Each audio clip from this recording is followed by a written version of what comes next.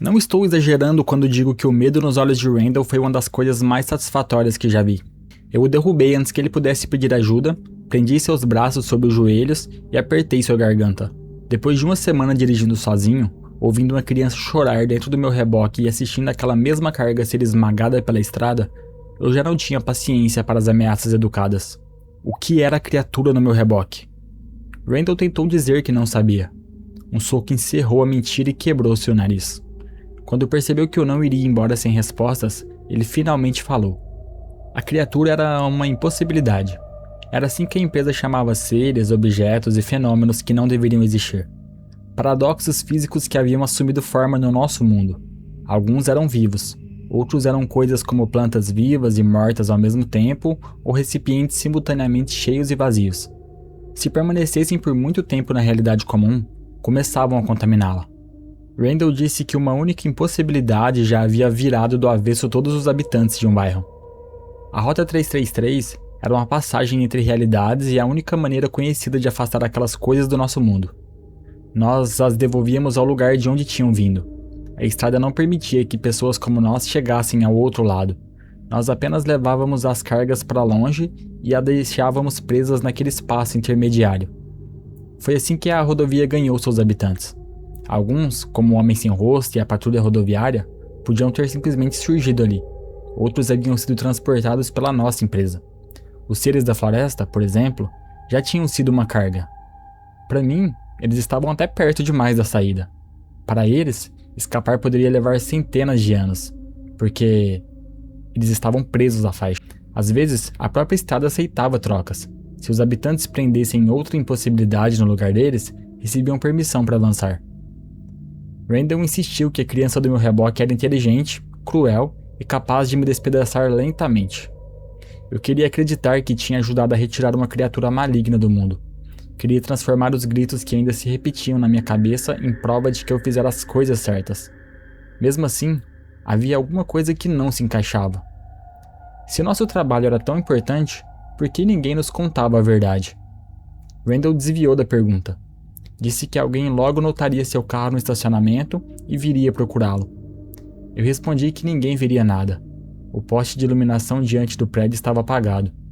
Naquele instante, o rosto dele perdeu toda a cor. Randall, precisamos sair daqui. Ele jurou que explicaria tudo depois, mas tentei impedi-lo de fugir. Nós lutamos no corredor escuro e caímos perto da recepção. Cansado de obedecer sem compreender, bati a sua cabeça contra o chão e exigi a última resposta. Randall então confessou o segredo que a direção escondia. A empresa sempre sabia quando o caminhoneiro seria preso à faixa. A Rota 333 marcava um motorista antigo e a direção garantia que ele continuasse trabalhando até ser capturado. Aquele sacrifício permitia que os motoristas mais novos atravessassem a estrada com segurança. Se a estrada não recebesse a pessoa escolhida, outra seria levada em seu lugar ou coisas ainda piores poderiam acontecer. Quem é o próximo? Eu perguntei. É o Chris. Soltei Randall. Eu queria continuar batendo nele, mas um movimento no estacionamento nos obrigou a nos esconder atrás do balcão. Alguma coisa observava o prédio do lado de fora. Os postes não eram apenas iluminação. Mantinham aquela criatura afastada. Quando perguntei por que a energia da cidade não a protegia, Randall respondeu: Nós não fazemos parte da cidade. Nós estamos na estrada. E foi então que entendi. A sede da empresa tinha sido construída sobre a fronteira da Rota 333. Uma metade pertencia ao nosso mundo. A outra, a rodovia completamente improvável. Era por isso que havia uma linha invisível que cortava a sala de descanso. De um lado, os celulares funcionavam. Do outro, não havia sinal algum. A central precisava existir naquele limite para falar conosco pelo rádio e para manter as impossibilidades presas antes dos transportes. E em algum lugar sobre o prédio, havia mais coisas que nunca deveriam alcançar o mundo real. O painel que controlava os postes ficava atrás do prédio, do lado de fora. Randall propôs que eu permanecesse na recepção, acendendo as luzes internas para distrair a criatura, enquanto ele correria até o disjuntor. Eu não confiava nele o bastante para entregar minha vida a esse plano. Peguei suas chaves e disse que eu mesmo faria o conserto. Antes que saíssemos, faróis iluminaram as janelas. Gloria estacionou diante da entrada sem perceber o perigo. A escuridão se reuniu ao redor dela como uma nuvem de poeira viva. Entrou por sua boca e garganta antes que qualquer um de nós pudesse reagir. Seu corpo inchou e ficou imóvel. Então veio um som de ossos e órgãos sendo triturados. Por fora, Glória continuou inteira, mas por dentro, tudo havia virado líquido. Ela abriu a boca e derramou no chão o que restava de seus órgãos. Depois se endireitou, fechou as pálpebras para impedir a entrada de luz e caminhou até a porta usando o corpo vazio como uma roupa. Randall acendeu as lâmpadas do saguão. Eu arranquei as chaves de seu cinto e corri para os fundos. A nova Glória veio atrás de mim, quebrando as luzes do corredor. Quando ela me alcançou, suas unhas cortaram meus braços e seus dentes arrancaram um pedaço do meu pescoço. Chutei sua cabeça para dentro do corpo, mas a pele recuperou a forma imediatamente. No escritório de Randall, encontrei o estilete que eu tinha usado para ameaçá-lo. Ah, sim, eu usei um estilete para ameaçá-lo, caso eu não tenha dito. Cortei o rosto e a perna de Glória. Não havia carne sobre a pele, apenas a escuridão tentando escapar pelos rasgos. Enquanto a criatura lutava para manter sua cobertura fechada, corri para o painel elétrico. Eu não consegui encontrar a chave correta. Uma janela se quebrou acima de mim e a nuvem escura desceu. A lanterna de bolsa afastava apenas uma pequena parte atingida diretamente pelo feixe. Fechei os olhos, a boca e as narinas, mas a criatura podia esperar mais do que eu. Quando finalmente precisei respirar, senti o frio entrando pela minha garganta. Nesse momento, os faróis do meu caminhão explodiram diante de mim. Randall estava ao volante. A luz dispersou a criatura pelo tempo necessário para eu abrir o painel e levantar todos os interruptores. Os postes se acenderam, cobrindo o pátio com uma claridade que mantinha as... Horas depois, Randall me encontrou na sala de descanso. Disse que também havia sido motorista e que conhecia Tiff desde aquela época. Quando ela ficou presa à faixa, tentou procurar uma forma de libertá-la. Eu não permiti que transformasse aquilo em uma história sobre sua bondade, nem seu arco de redenção. Então ele desistiu de se justificar. Disse que existiam centenas de impossibilidades no mundo real. Algumas eram capazes de destruir cidades. Elas não podiam ser mortas, convencidas ou mantidas presas para sempre. Só existia a estrada. Sacrificar motoristas era monstruoso e a direção sabia disso. Algumas vezes, mandava a pessoa marcada para viagens longas a fim de acelerar sua captura. Mas sempre que alguém escapava do destino escolhido pela Rota 333, outro motorista era levado ou as impossibilidades começavam a se acumular. Diga uma solução melhor, Randall pediu, mas eu não tinha nenhuma. Mesmo assim, não podia abandonar o emprego. A estrada já havia tentado me impedir de prometer ajudar a Tiff. Significava que existia uma saída. Se fosse realmente impossível libertar os presos, por que a Rota 333 teria medo de que eu tentasse? Bem, fiquei em uma semana de recuperação antes de voltar ao trabalho. Randall e eu continuávamos nos odiando, mas chegamos a uma trégua. Ele começou a responder minhas perguntas e eu parei de ameaçá-la com objetos cortantes. Descobri que diferentes empresas e órgãos do governo capturavam as impossibilidades. Transportadoras como a nossa cuidavam apenas da etapa final. Também soube que muitas pessoas já haviam tentado levar motoristas presos dentro dos reboques. Nunca funcionava. A estrada distinguia passageiros de cargas, talvez pela intenção de quem os transportava. Randall também contou a história de um cara chamado Douglas, um motorista que percebeu os sinais de que seria preso e pediu demissão. Uma semana depois, a estrada escolheu uma funcionária muito mais jovem no seu lugar. Era Alton. Passei a pensar em contar a verdade aos outros. Eles tinham o direito de saber, mas poderiam abandonar o trabalho. E então outra pessoa seria sacrificada e ninguém levaria as impossibilidades para longe do nosso mundo. Eu procurava uma solução que ainda não existia e, enquanto hesitava, pedi uma viagem longa para poder visitar Alton. Ela estava presa havia 5 anos. Nos primeiros tempos, outros caminhoneiros a visitavam e conversavam pelo rádio. Aos poucos, porém, os colegas morreram, pediram demissão ou receberam rotas mais curtas. O rádio dela quebrou e ninguém foi levar outro. Alton passou 2 anos sem falar com uma pessoa real. Na minha primeira visita, eu a encontrei durante uma tempestade de sangue. Ela me salvou, levou-me até uma cidade e voltou a sentir que fazia parte do mundo. Prometi retornar em 1 semana, mas demorei 2. Para mim, foi pouco. Para alguém abandonado por 5 anos, foi o bastante para destruir a esperança que eu havia criado. Quando voltei, ouvi seus gritos vindos de uma rua lateral proibida. Alton tinha entrado ali de propósito, atraída por uma criança que imitava minha voz. Do outro lado do beco, a cidade revelava o que realmente era. Fachadas vazias, como um cenário de cinema construído apenas para ser visto de frente. Além delas, havia uma planície cinzenta sobre um céu de veias pulsantes. Alton estava amarrada sobre uma mesa, entre duas criaturas. Uma usava o rosto de Glória, a outra, o meu rosto. Elas eram semelhantes aos caroneiros, mas estavam do outro lado da fronteira. Precisavam que uma pessoa tentasse sair daquele lugar para realizar uma troca e entrar na Rota 333. Alton se recusava a cooperar.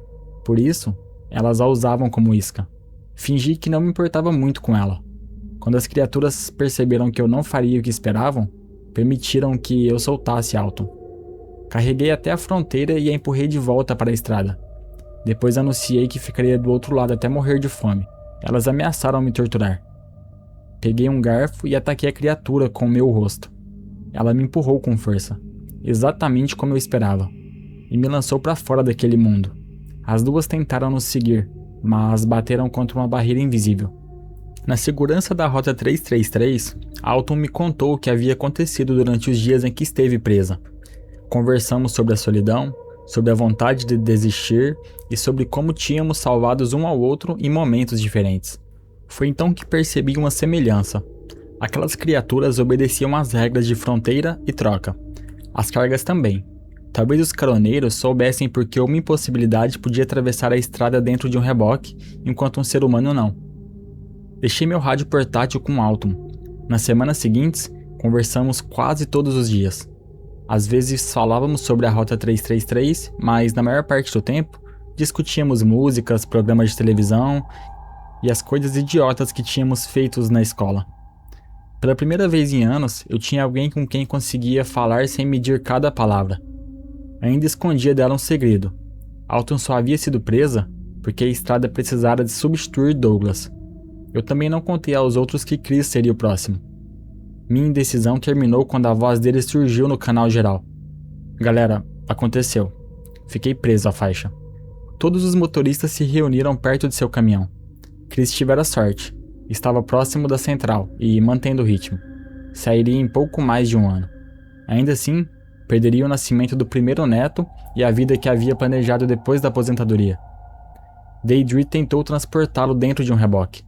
Durante 1 hora, o caminhão dela percorreu menos de 10 metros, aparecendo e desaparecendo por lugares diferentes da estrada. A tentativa fracassou, como todas as anteriores. Enquanto Chris chorava, decidi que não esperaria mais. Alton e eu escolhemos uma caroneira que parecia grávida e tinha dificuldade para se mover. Deixei que ela acreditasse que eu confiava em sua história. Quando relaxou, parei o caminhão e Alton saltou do esconderijo. Nós aprendemos ao banco como uma corrente grossa. Perguntamos por que as regras das cargas funcionavam com os caroneiros, mas não com os humanos. E essa criatura explicou que sua espécie não conseguia atravessar fronteiras sem permissão. Eles pediam carona para entrar em nosso mundo e precisavam cumprir outras condições para sair. Ainda assim, recusou-se a revelar o que queríamos. Então alguma coisa começou a se mover dentro da barriga dessa caroneira. Uma garra rompeu a pele. Um ser preto, molhado e risonho nasceu no banco do caminhão. Saltou sobre meu rosto e tentou enfiar a cabeça dentro da minha boca. Alton o arrancou e o segurou para fora da janela enquanto eu acelerava. Ela ameaçou soltá-lo caso a caroneira não respondesse. Para nossa surpresa, foi o recém-nascido que falou. A carga precisa ser levada contra a vontade. Ah, era esse o segredo. As impossibilidades podiam ser transportadas porque eram capturadas e colocadas nos reboques à força. Todas as tentativas de salvar pessoas tinham falhado porque os próprios motoristas aceitavam entrar. Mesmo quando estavam amarrados, participavam voluntariamente do plano, e por isso continuavam sendo passageiros.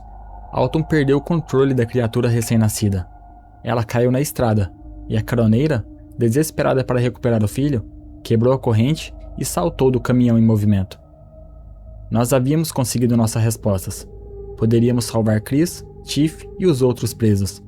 Bastava enganá-los ou obrigá-los a viajar sem que soubesse que a tentativa tinha alguma chance de funcionar. Mas Alton já conhecia a verdade.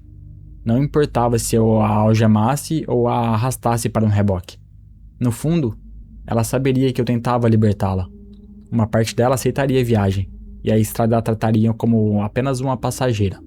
Alton chorou, em silêncio. Tínhamos encontrado a saída para todos, menos para ela. Ela pediu que eu a deixasse em paz e voltou caminhando para a cidade que havia aceitado como lar. Disse que a estrada tentaria me matar agora que eu conhecia o segredo e que eu deveria salvar os outros enquanto ainda podia. Eu não podia consertar tudo, mas podia começar com uma pessoa. Tiff. Liguei um reboque vazio ao caminhão e disse a Randall que buscaria Tiff. Ele tentou me impedir. Depois percebeu que eu realmente havia encontrado uma solução. Pela primeira vez, escolheu confiar em mim.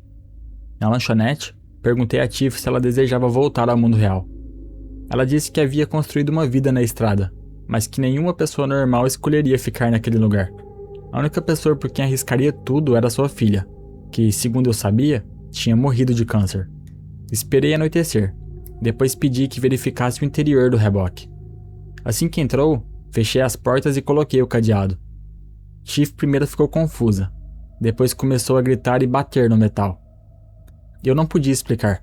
Se ela descobrisse que aquilo era uma tentativa de salvá-la, poderia aceitar a viagem e destruir o plano. Dirigi enquanto os gritos continuavam atrás de mim. Logo, reconheci lugares que pertenciam à minha própria versão da rodovia. Tiff estava sendo tratada como carga, ou seja, meu plano funcionava. A Rota 333 respondeu com mais uma tempestade de sangue. Órgãos, ossos e pedaços de carne caíram do céu. O para-brisa rachou e a cabine começou a ser esmagada. Eu continuei dirigindo até a tempestade parar perto da floresta. Não era misericórdia. Durante 1 minuto e 47 segundos, os habitantes daquele lugar tinham prioridade sobre nós. Eles cercaram o caminhão e exigiram que eu entregasse Tiff. Em troca, me deixariam passar. Quando recusei, quebraram o para-brisa, arrastaram-me para fora e me pressionaram contra o capô. Eu estava prestes a morrer como o candidato que vira atravessado por um tronco no meu primeiro dia de trabalho. Então cometi meu último ato de desafio. Abri os olhos. Os habitantes estavam por toda parte, cheios de olhos e mandíbulas, mas também não estavam. Eles eram paradoxos, presenças que minha mente tentava transformar em formas. Vocês não existem, eu disse. Eles insistiram que estavam ali. Então o mundo tremeu e a pressão sobre meu corpo aumentou. Mas percebi que aquelas criaturas precisavam que eu acreditasse nelas para conseguir me alcançar de maneira que desejavam. Disse que eram como os meus medos, minha solidão e todas as coisas horríveis que eu repetia sobre mim mesmo. O único poder que possuíam era aquele que eu aceitava entregar. Então eu simplesmente recusei. As vozes ficaram fracas, as formas desapareceram como uma lembrança de um pesadelo depois de acordar. Entrei novamente no caminhão e continuei dirigindo sem meu para-brisa. 20 minutos depois, chegamos à central. Randall abriu o reboque e explicou a Tiff que ela estava livre. Eu esperava raiva. Em vez disso, encontrei-a sentada no chão, abraçando os joelhos e chorando. Eu a abandonei, ela disse. Tentei lembrá-la de que ela estava segura. Tiff afastou minha mão. Minha filha ainda está lá, cara. Sua filha? Eu perguntei. Sim, a Alton. Nessa hora eu fiquei em choque. Tiff e Alton eram mãe e filha. Nem Randall sabia disso. Para compreender por que esconderam aquilo, Tiff contou sua história. Ela tivera Alton ainda adolescente e se casara com um homem que bebia mais do que cuidava da criança. Como precisava sustentar a casa, tornou-se caminhoneira. Anos depois, encontrou a vaga na Rota 333. O salário era alto e o emprego permitiu que finalmente construísse uma rotina com a filha. Tiff aprendeu as regras, enfrentou criaturas e viu colegas ficarem presos. Quando percebeu os sinais de que sua vez se aproximava, pediu demissão. A direção tentou fazê-la continuar, mas ela voltou ao mundo real e passou anos criando Alton. Ela cresceu inteligente, inquieta e incapaz de permanecer por muito tempo em qualquer caminho que outras pessoas escolhessem para ela. Ela abandonou a universidade, tentou diferentes cursos e, por fim, encontrou a mesma transportadora onde a mãe havia trabalhado. Tiff implorou que ela recusasse. Alton respondeu que a decisão era dela. Por ser jovem, ela deveria estar segura por muitos anos. Tiff media suas viagens e procurava sinais de perigo. Mesmo assim, Alton ficou presa de repente, escolhida pela estrada para ocupar o lugar de Douglas. A empresa não avisou. A certeza de que a filha não voltaria surgiu lentamente durante vários dias. Tiff não sabia se Alton estava presa ou morta, então fez o que a direção jamais permitiria. Candidatou-se outra vez. Usou o sobrenome de solteira. Mentiu sobre a extensão de sua antiga rota e disse que a filha havia morrido de câncer. Levou 3 meses para encontrar Alton. A filha ficou furiosa. Tiff não podia libertá-la. Apenas havia colocado outra vida em perigo. Alton recusou-se a permitir que a mãe dirigisse ao seu lado e exigiu que ela voltasse enquanto ainda podia. Tiff tentou obedecer, mas na viagem de volta, também ficou presa à faixa. Durante anos, Alton quase não falou com a mãe. Carregava a culpa de ter destruído 2 vidas, e Tiff passou a esperar na lanchonete. Imaginava que, depois de décadas, uma Alton envelhecida apareceria diante da porta e finalmente aceitaria uma refeição. Então Tiff confiou em mim, e eu arranquei para o lado oposto da única pessoa que importava. Quando sua história terminou, peguei as chaves de outro caminhão.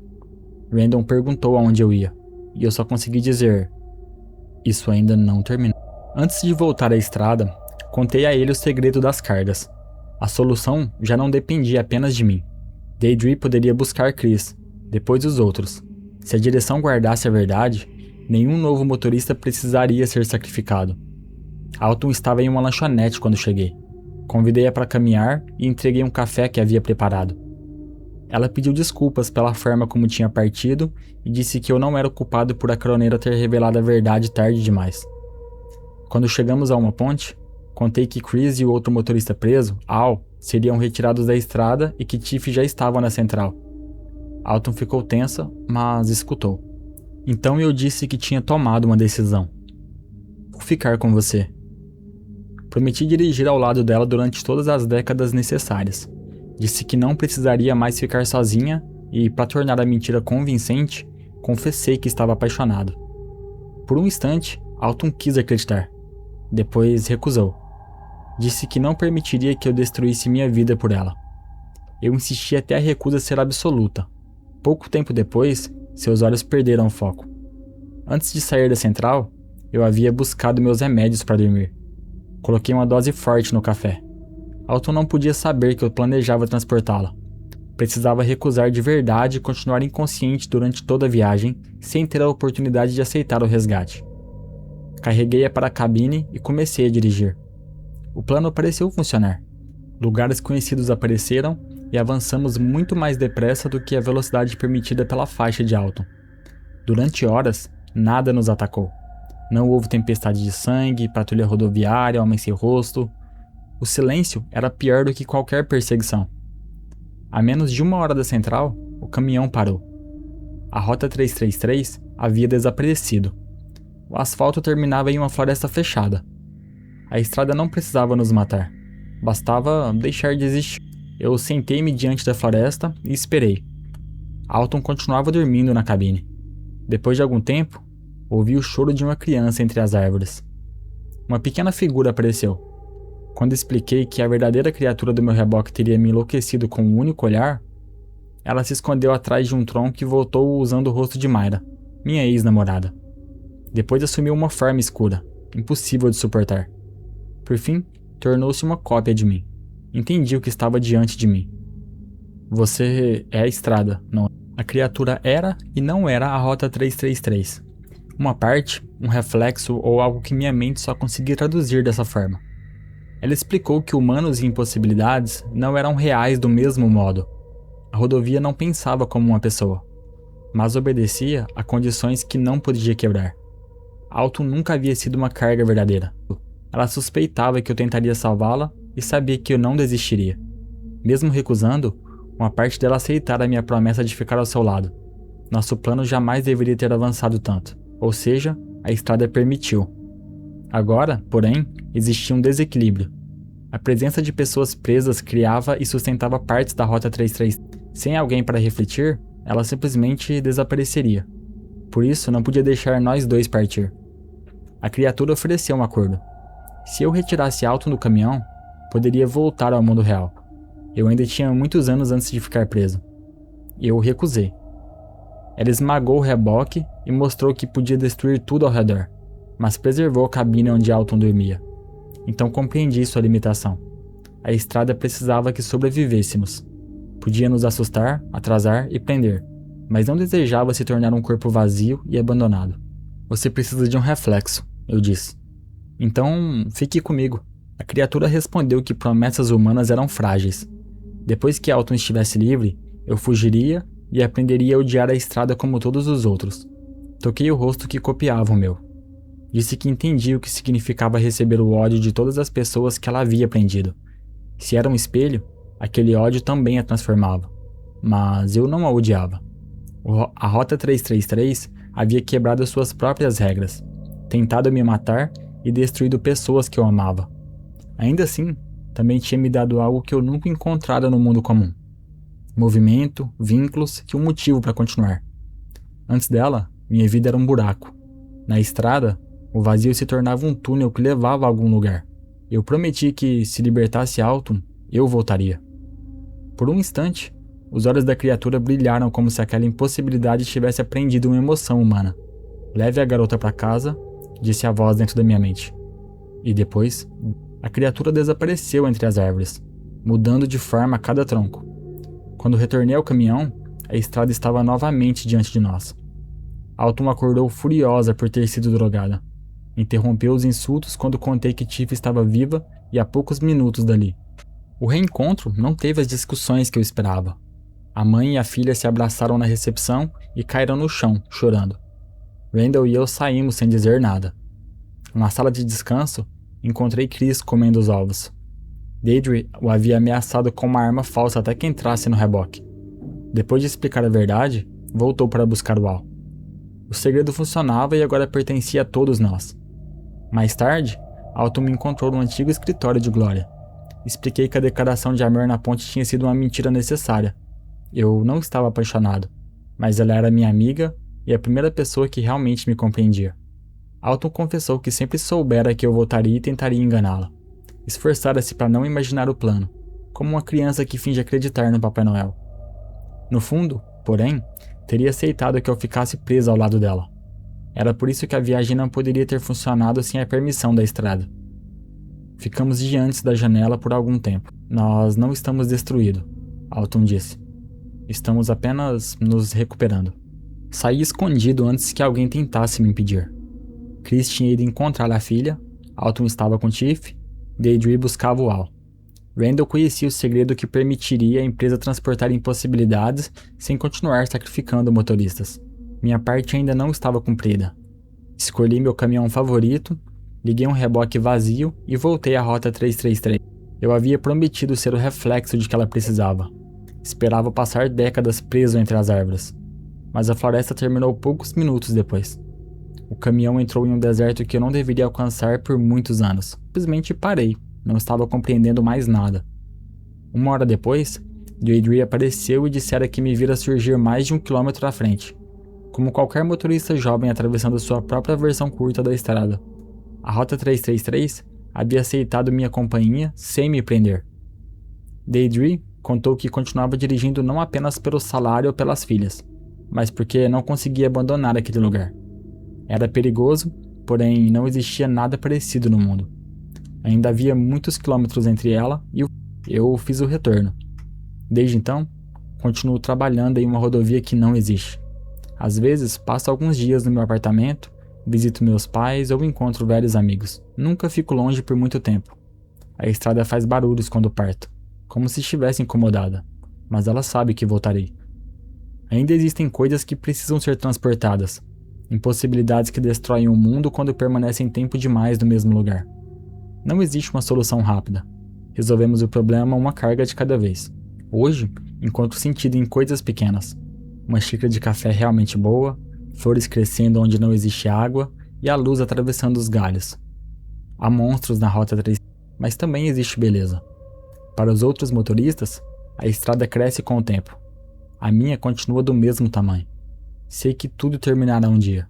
Talvez uma rua lateral me atraia, talvez uma chuva vermelha me engula, talvez eu simplesmente escute as palavras "chegou a hora" dentro da minha mente.